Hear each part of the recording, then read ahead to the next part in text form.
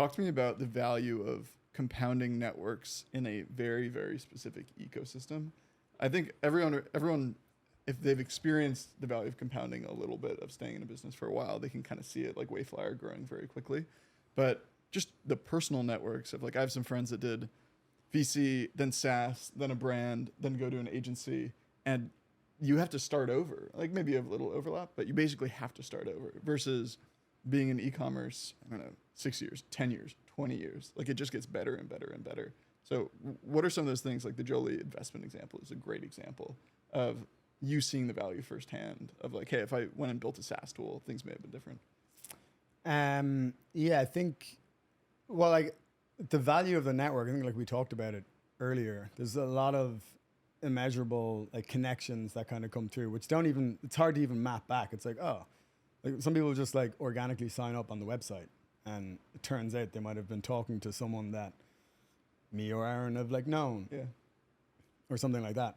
I think the other like value of a network might, and just being in one specific industry, or if you're more leaning into that side of the question, like knowing that Paul Street was a great opportunity was more from being in the ecosystem and talking to a lot of these founders who needed this service.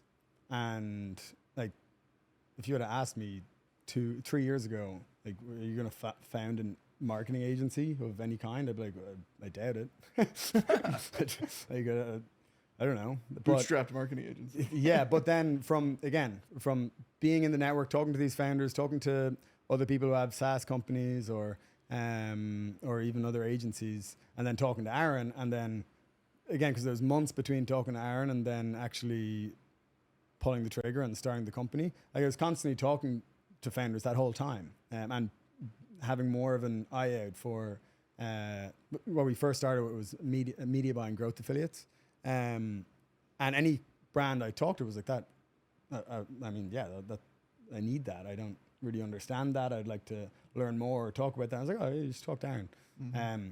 And then I think but by sticking to like focusing on one industry, you then become the expert, and like you become a expert in that specific topic. Yep. And I think that's where the value really is. Sure, there's business development opportunities, but I think that's less important, more so than knowing the right opportunities and like actually understanding what is a good product or service or whatever it is. So I could understand that this was actually a really good service offering, that there wasn't great competitors serving the clients that we were going after and serving the clients we knew we had access to.